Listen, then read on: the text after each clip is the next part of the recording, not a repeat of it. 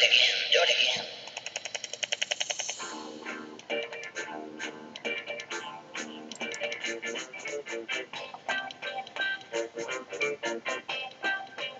We are the other people. We are the other people. We are the other people. You're the other people too.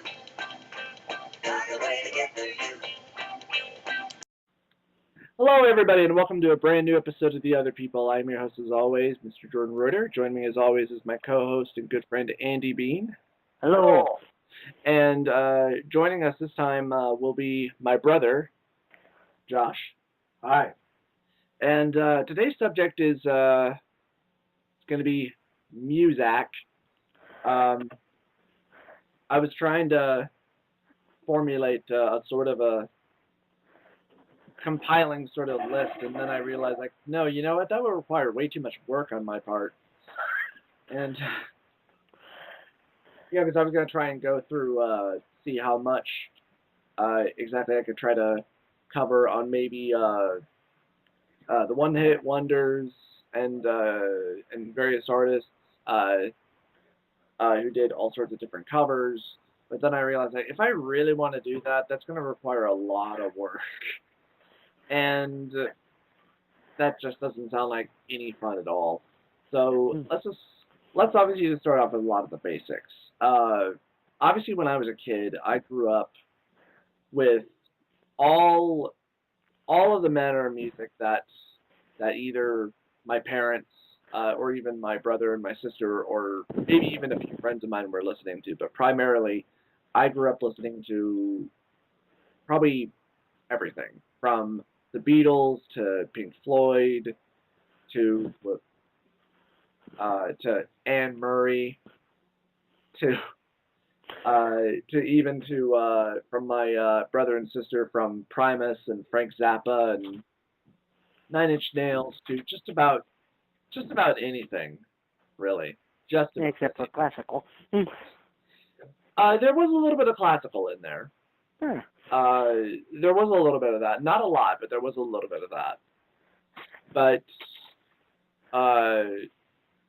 because I grew up as a child of the 80s and then very much of the early 90s. So a lot of very early, quote-unquote, pop hair band metal. So a little bit of Poison, a little bit of Def Leppard, a little bit of Guns N' Roses, a lot of Michael Jackson. Yeah. But what did you primarily grow up with, Andy? Mostly the same stuff, although mine was a little bit more 50s and 60s pop music, because that's what my mother was into. Cool. Yeah.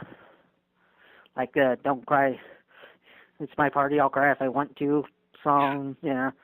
Yeah. I can't remember who done that, but... Yeah, I can't remember the name of that artist either. But I know that I heard that song a lot, too. Yeah. But no, my dad was actually the rocker in the family besides me. He's the one that introduced me to Led Zeppelin, Jimi Hendrix. Yeah. Yeah, my Leonard Skinner. Yeah. And what about you, Josh? Well, we grew up. Yes. Yeah. I grew up listening to all the same stuff you did. Yeah. Oh, of course he did, Well, Jordan. He's your brother. Oh, yeah. Well, yeah, I mean, I thought, I don't know. But, also, since you're the only fully qualified musician that we actually have in this room, who would you say was probably been a major inspiration for really getting you, like, heavily into music? How do you, like,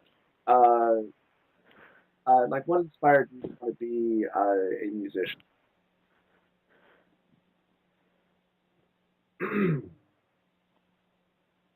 That's a hard question to answer. I was attracted to music that was difficult to play. Mm-hmm. I liked the idea that someone could write a piece of music that not anybody can just pick up the instrument and play. It required some proficiency, some practice, some technical skill, and not all music that's difficult to play is also beautiful, but some of it is. So early on in my own musical discovery of the kind of things that I was into, where you sort of branch away from what your parents listened to and develop your own musical identity. I was attracted to Frank Zappa and Primus and that kind of thing where you have these virtuosic musicians playing really hard stuff, and I didn't play instruments, and I genuinely wanted to, but I didn't really know what I wanted to play. I was actually hanging out with some friends, pounding on a table, when one of them said, "Hey, go buy a drum set and we'll start a punk band." And that's what I did. I bought a drum set. I didn't know how to play it. I put headphones on and turned on the easiest songs I heard on the radio and tried to copy the sounds that guy was making. And what led me to music school was when I hit a wall and heard things on the radio or in other songs that I couldn't just figure out how to do by listening. I thought, well, I don't know how this guy's doing that. I should go find a music expert and ask them, and ended up enrolling in music school and learning all of it. Yeah.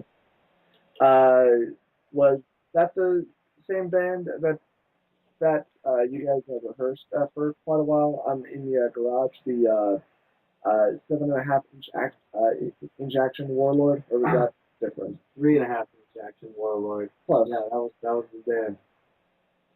I'm surprised I still remember that name. It was named after at Winco they had these cheap, shitty Chinese knockoff toys, and one of them was obviously a knockoff of G.I. Joe, but they couldn't call it G.I. Joe, so it was called 3.5 inch action Warlord, and we thought that was hilarious. That was Cool. Cool. Yeah. For the longest time, I mean, ever since I was a kid, I always wanted. Well, and obviously, I mean, it's a dream of like every young kid, when they hear a particular brand of music, or a particular band, and they just instantly think, "Oh man, I'd love to be a rock star," blah blah blah.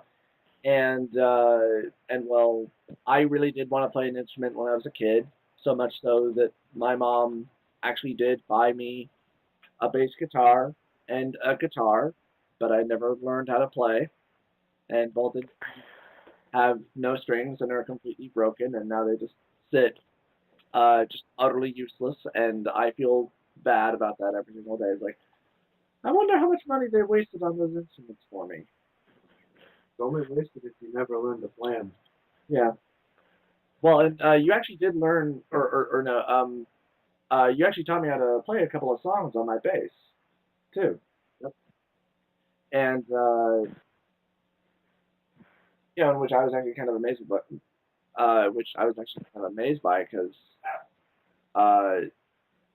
because obviously, the first thought that goes through your head, like, oh, there's no way I could ever play a song like that. But once you actually learn each and every individual chord and note on said instruments, oh, this really isn't that hard. You just have to actually know what you're doing. But but there was always a thing of the patience and then having to learn, all of which I lack severely. So, but that can come along with anything really that you're doing. But the first band for me that really inspired me to really want to really get into music and just made me love music so much was a band that Josh actually introduced me to, and my favorite band, Tool. So, and which is actually kind of funny because I remember sometime prior to this, I had a Metal Edge magazine, and I was reading through the back of it where they advertised like all the band logo T-shirts and such, and I saw one for Tool. At this point, I had never even heard of these guys or even known, who they were and what type of music they did. And my first thought was, they're probably some shitty like rap rock group or something. Blah, blah, blah, blah. And then, little did you know. yeah, and then some days later, my brother comes home with this brand new CD, and he's screaming, oh my God, you guys gotta hear this song, it's so fucking awesome, I heard it on the radio, and that was kind of my introduction to them, and I remember immediately afterwards, I borrowed the CD from you and just listened to it on a loop for the rest of the day. There's a t-shirt you can buy, really big in the middle, it says Tool. Yeah. And under that it says, not the band, I'm just a tool. Yeah. All right, and we're back. There were quite a few other bands that were pretty inspirational to me to make me get really overly excited about music and just more enthralled in music. And especially when there are bands who just do so much, and just so much more than just one particular type of music. Like you get a band like Faith No More. And they did kind of start out as kind of, I guess, pop metal is a way to put it, sort of hair metal. I mean, they were both thrash with a little bit of hip hop and then a little bit of heavy rock in there. And then when they got Mr. Mike Patton, and then with their album Angel Dust, they really changed who they were and how they did their music. Because actually, I mean, when I go back and I listen to the Real Thing album, which was the first album of theirs that I heard, it's such a huge contrast between then and now. Because the Real Thing, it feels like so poppy and heavy, but really, I mean, the material, it's not. It's really not. It just kind of has that sound to it. And then when you go over into the Angel Dust, and then from then on, they got so much darker, and they were really kind of spreading out into other different genres. Like they were doing jazz, they would do heavy, they would do something soft, they would do something that was a little hip hop, they would do, they were just so good at just being able to just kind of blend genres together and just do it so well. Like there are some bands who just kind of just focus on just one genre. Like there's a band that's just all heavy. Maybe every once in a while they'll do something that's a little bit softer, but it's still, heavy rock. And vice versa. Yeah. But yeah, that was another one for me. What are some other ones for you guys?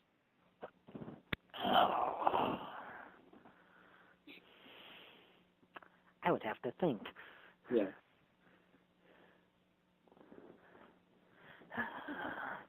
How about you, Josh? I was 16 years old when two pretty major milestones hit MTV. I remember it was in October, November 1991 when they put the song Smells Like Teen Spirit and the song Enter Sandman into heavy rotation. Both of which changed a lot of things about the history of rock music. Obviously, Smells Like Teen Spirit opened the floodgates for the Seattle music scene and the poorly termed grunge genre. Yeah. Came into the forefront of rock music, and it's kind of weird to me, just the idea of labeling that music grunge, because so many of those bands are so different from one another and have such a different sound. It's weird to lump them all together. Soundgarden, for example, is basically a metal band. They sound almost nothing like Nirvana, which has a whole lot more obvious punk influence and maybe even a little hardcore influence and much less metal. Whereas Soundgarden sound like direct descendants of Black Sabbath. Pearl Jam is maybe kind of caught between the two, with a little bit of stoner metal influence, but they're still a hard rock band. And I mean, Pearl Jam, Nirvana, Soundgarden, probably arguably the biggest names in grunge. They all sound dramatically different from one another. Then you throw Alice in Chains in there with a heavy dose of heroin, and then some of the slightly earlier founder bands of the genre like Mudhoney and stuff. They all sound so different, and you call them all grunge. It's weird to me, but Yeah. but I liked a lot about that music. It was so different from the garbage I heard on the radio and the garbage I heard in school. Mm-hmm. I was pretty influenced by that stuff, and then I didn't care as much for Metallica at the time, but and I had heard of Metallica before. I had a cousin who was really into metal, so I knew about, Ride the Lightning and Master of Puppets and that kind of stuff. But when Enter Sandman came out, Metallica became a thing, and that album sold 25 million copies. It's like 5 times platinum. What that did was it brought a commercialism to heavy metal that wasn't there before, and made it possible for a lot of bands to make a living playing heavy metal, and because of that, you have all these bands today that probably wouldn't exist if it weren't for, first of all, being inspired by Metallica, and second, being able to earn a paycheck because of Metallica. So stuff like that was pretty influential to me. Yeah. And actually, going off of that, with the coming of the alternative music, such as with bands like Nirvana and Soundgarden and Pearl Jam, really coming into their own, and becoming very mainstream and very popular. That really did open up the floodgates, but it also brought about a lot of a lot of those bands that wanted to be, like the next Nirvana, or something like that, but they just did not really have the talent, like a band like Bush, which, yeah, I was a fan of for a while, but that was mostly because I chalked it up to I didn't know any better. I was... Well, that, and they kind of played a lot of Bush songs over the radio just for the heck of it. It's okay to have a guilty pleasure. I mean, you have Richard Marx on your iPod. Thank you. But I knew you were going to mention that. But hold on to the night. Hold on to the memory. Okay, yeah. And it's funny, because I mean, even when I was listening, to a band like that, I remember both you and Sarah would make fun of me for it and be like, "Oh my God, they suck so bad." Da, da, da, da. And it wasn't until like many years later when I would be reading the lyrics and then actually listening to the music, going, this is crap, and like, I mean, the music for it is fine, it's just fine, but it's very stereotypical alternative grunge, where it just sounds like probably any other band that you probably have heard, but the lyrics are just meaningless, absolutely meaningless. Like they're trying to sound deep and metaphorical, but it's nothing. And like particularly, if you have a line, like I'm trying to think of something specific, like a line like the cupboard is empty, and we really need food. Summer is winter, and you always knew. What does that even mean? It means I'm crazy. Now give me money. That's a fair criticism, with the caveat that, by and large, most rock lyrics are garbage. Yeah. Outside of, say, the Beatles or Pink Floyd or Simon and Garfunkel, there's not a lot of people who write. It's okay to write lyrics that are really just sounds for the voice to make and that don't make a lot of sense. Chris Cornell gets a lot of flack for writing lyrics that sound kind of deep but don't really mean anything. But to a certain extent, that doesn't bother me. Like, I think Zappa even said that lyrics are there so that the voice has some shape to make with its sound. It's really just for the voice to have a sound and a melody, and they need things to say. And so my lyrics are ridiculous or stupid, or they tell dumb little stories, and I think that's okay. I've laid off a little bit given there's so much. They still suck, but Yeah. and their lyrics are god awful. But There's a difference between doing that to make a melody and then just doing it because you're kind of crazy. Yeah. Yeah, I mean there can be sometimes. But yeah, I was actually gonna ask earlier, what was it that you said about Chris Cornell's lyrics? They were more like they presented like more of an image as opposed to actually. we're gonna read the whole lyrics to a song, and it's not gonna make a lot of sense. But maybe it's not supposed to. Each line is just a series of images that give you impressions or influence the way the music is making you feel. Yeah. It's not really important, at least to me, that the song has some definite meaning or that there's some kind of hidden philosophy. The guy has one of the most amazing voices on the planet, and he's really creative when it comes to coming up with melodies. You expect him to be a brilliant poet and philosopher too, and shit. Yeah. Which actually kind of raises a question to me. And I think we talked about this once before. Did you listen to Soundgarden's brand new album? I have not. Okay. Because I only listened to half of it, and I was kind of disappointed by it. Yeah.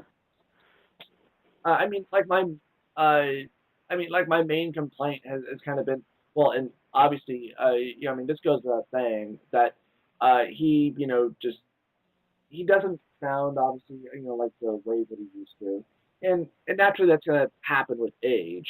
I mean, your voice is gonna go. I mean, hell, I mean, when I saw him live with Audio Slave, he really didn't sound that good. And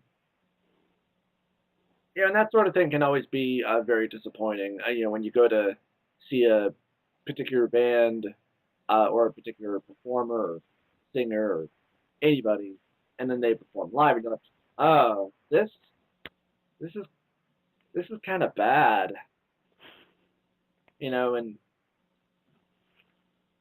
yeah, but I mean, it happens. I mean, hell, I mean, um, like for instance, the song that Soundgarden does or did for the Avengers movie. Mm-hmm. I remember when we were sitting in the audience for it, my own sister said, "That doesn't sound like Soundgarden."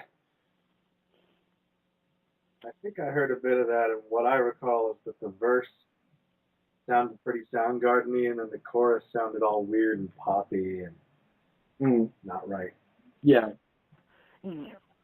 Which is kind of a complaint I've got about music today anyway, is that a lot of it has started sounding poppy. Well, the major music that is popular is exactly what it's going to be. Yeah, but they've even started doing that with country music. Yeah, too. well, I mean, I wouldn't even count that as country. I mean, it's more pop than country. Yeah, I know, but they're claiming to be country, so I'm counting it. Yeah. Yeah, pretty much. To where country to me would be like the Johnny Cash's, the Toby Keith's, the Garth Brooks, the Alan Jacksons. Yeah, I know those are probably all really old. Yeah.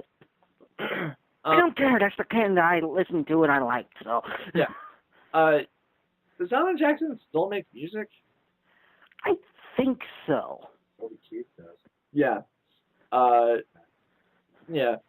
Well, I think I only maybe heard like one Alan Jackson song. I can't particularly remember what it was, but I remember like so many however years ago it was. Maybe it was like the late '90s or so. And he was still making music. And I just remember, I guess there were quite a few people who kind of thought of him it's kind of a joke for a while. You know, I mean, mostly it's because of I guess like some of the kind of music that he was trying to do, or I mean, I don't know specifically. So Who knows? yeah, I know that for quite a while, I was never really a big fan of country, uh, and I mean, granted, I mean, I hadn't heard a lot of it, and some of what I had heard, I was not interested in. So Yeah, it kind of helps if you actually kind of grow up around that type of music to start off with, and I kind of did. yeah, and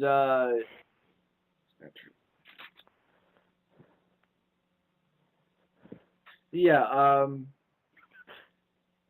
uh, uh, but yeah, that is a growing trend. You know, the you know what's overly popular. I mean, what bothers me so much about it is that uh, so much of it is uh, it's machine uh, And manufactured. the auto-tuned craze. Uh, you know, and part of the other problem is that I mean the so-called artist who's who's singing the song, uh, she didn't write it, you know, or they didn't write it. Mm-hmm. They're not really even singing, you know, because it's just auto-tune. And then all the music is just electronic. Now, and I mean, electronic music can be good. I mean, hell, I mean, one of my favorite bands, Nine Inch Nails, they are purely electronic. Mm-hmm. Yeah. Well, don't get me wrong, like, to the listeners out there, don't get me wrong. I don't hate all pop music. Yeah, I mean, there are some good pop music songs out there. Yeah. It's You just don't hear them that often. no, you gotta listen to a lot of crap before you get to the good shit. Yeah. Yeah. And it's mostly done by some teenager that they pulled off the street that either has very little talent, or even if they do have talent, they usually exploit the shit out of them. Pretty much. I mean, look what happened to Britney Spears. Yeah. Yeah. Well, I mean, she can dry her tears with hundreds and hundreds of $100 bills. So yeah. Yeah, that's true. Yeah. And But she also doesn't have a friend in the world because everybody hates her. Yeah. Well. Except for that one guy who was basically screaming everybody to leave her alone. Yeah. Oh, Jesus. That guy. Leave me alone. I'm sick. Sorry, I had to bring that up.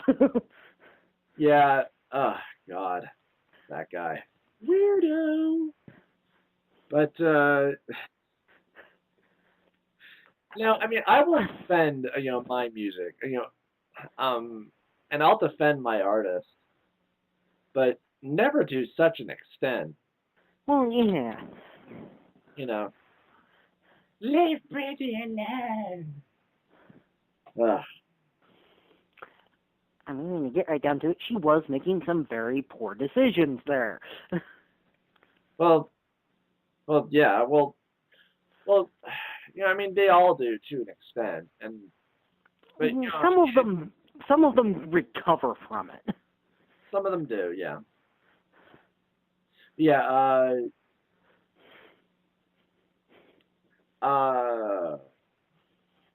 um,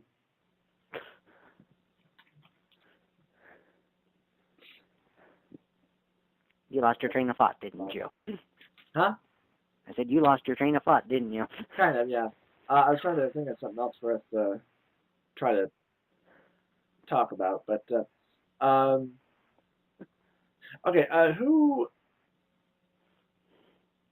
to you guys are artists or bands that you like that you feel are relatively unknown? You know, like maybe like you think that they're not as popular as they should be, or But any, Hmm. I really can't say anything because I don't have access to the internet. oh, okay. So all right. most of. Animal I'm sorry. Go ahead, Eaters, Josh. Dillinger Escape Plan, Coheed and Cambria, Irrepressed, IO. Uh, hell, Primus isn't as popular as they should be. They should be playing more Primus on the radio and less Katy Perry. Well, don't they have like a really really big cult following now though? Well, yeah, I mean he makes a comfortable living, but Yeah. I don't know. The radio station I listen to plays an awful lot of Primus. pop music and songs that have a catchy melody. It's okay to listen to music that's interesting or inventive or original as well. Yeah. And, I don't know, today's radio formats push more and more for stuff that can sell, have them sell quickly and sell those singles and sell commercials. And Disappointing. We Yeah. need more community-supported radio like here in town. We have Radio Boise, 93.5. Listen to it, donate. The only station in town where I have heard Frank Zappa and Ween and stuff like that all in the same station. Mm-hmm. Ween, that's a band that's not as popular as they should be. Mm. There were only a couple of bands that I could think of to write down that felt to me like they were relatively unknown, and they're probably have, well, hell, I mean, they have obviously done pretty well for themselves. One of them, I've only ever heard one song by this artist, Michael Penn, who apparently is also a brother of the actor Sean Penn, which is quite interesting. But and then another band that really came to my mind was the band Z, formed by Dweezil and Ahmet Zappa. Hmm. Because I mean they only put out like 2 albums together, and I thought it was really good stuff. But for like the longest time now, Dweezil he's just been doing his own thing, and just doing a lot of solo work. Going around with his own band doing Zappa in concert. He's been doing Zappa Plays Zappa, Yeah. which is a brilliant idea, and they're wonderful concerts where he's got a bunch of young, incredibly talented musicians. And they go around putting on shows the way his dad used to, and playing all his dad's music, and thus introducing a young audience to Frank Zappa's brilliant repertoire. And that's a really cool idea, and I'm glad he's doing it. And Z was kind of almost a one-off thing he did with his brother for fun, and they had fun with it, but it wasn't something that they were trying to do as a career, as like a real band. Mm. It was with usually studio. I mean, Joe Travers ended up being the standard drummer, but the first album they had a bunch of different musicians appear on it, and it was just a bunch of songs that Weasel cobbled together and wanted to record, and it was for fun. And talk about bad lyrics, man. Some of those songs are corny as shit. It's fun, but I don't think that was something that fell apart because they couldn't get enough support. Mm-mm. Yeah. Yeah. Have you seen him do the Zappa Plays Zappa? Or I have a live album of it, and I was gonna order the DVD of it, but I haven't come to Boise or anything. I'd have to go to Portland or something to see that. Mm. Cool. Yeah, because I remember the very first Zappa album that Dad ever played for us. It was I think it was We're Only in It for the Money and Lumpy Gravy. I remember that one heavily, but for some reason, I guess because a lot of the time Dad was playing so much of the Beatles that I thought both Frank Zappa and Pink Floyd were the Beatles. I thought it was the same band. Uh, but come to find out, like some odd years, they're like, oh no, that's this band and that's this band and da da da. I mean, I don't know if I was really heavy into the Beatles. I mean, I did like a lot of what I heard, and I still do. Um, I mean, going back through a little bit of what I have, uh, which isn't a lot, it's still very good. Uh, and it's always kind of funny to me, and because uh, you know, very early in their career when the Beatles uh, first started, I mean, they were very poppy. Uh, in that their music, it was pretty simple, and so were their lyrics. Like a song like "She Loves You," yeah, yeah, yeah. Uh, Won't you hold my hand? Yeah. Yeah. The Beatles' early stuff was poppy, but they also incorporated a lot of blues. They were huge fans of the blues and early rock and roll, which was pioneered by African Americans, and of course was kind of shoved under the carpet by the man until wide audience we started listening to people like Elvis and Buddy Holly and Bill Haley, Bill Haley and the Comets. And the Beatles were huge fans of blues and jazz, and so while it sounds poppy to us now today, a lot of what they did, even in their early albums, really was innovative and brilliant. And they also brought blues to the audience that wouldn't listen to it from, say, Chuck Berry or Little Richard, but they would listen to it from some nice, handsome white boys from England. Yeah. And yeah, it's true. As the albums went on, they became more and more experimental. But, they always were innovative. They were always doing things in, pop music genre that hadn't been done before. And they were some of the best songwriters in the history of rock music, especially Lennon and McCartney, but I would definitely include Harrison in there. They were just unbelievably talented for those four people to get together and do what they did and change the history of rock music. It's, as an endeavor in getting into music, it should almost be required homework to sit down and listen to 4 or 5 hours of Beatles and try to understand what it was that they did and Yeah. how rare it is to get that many pieces together to produce such brilliant stuff consistently. Yeah. I've always found it funny how I guess lately, I guess there are maybe a small number of people, and these people are probably 12, when they say such things. When they'll say something like, oh, the Beatles are overrated, or something like that. Or there's somebody who's, just looking for attention because the only time you ever really hear that is, is in a comment section, or something like that. I'm sure there are people who listen to that. That's a thing. Yeah. This is the same people that basically want everybody to look like Justin Bieber.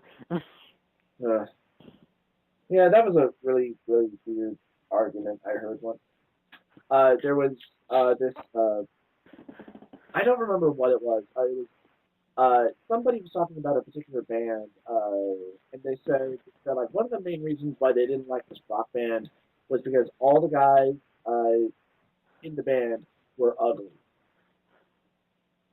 And there were other people who were posting comments saying, "So what? So you want them all to look like pop stars? I mean, is that?" I think it was Ace of Spades or AC/DC that they were talking about. I don't remember exactly who it was, but I just remember, like really? Jesus Christ!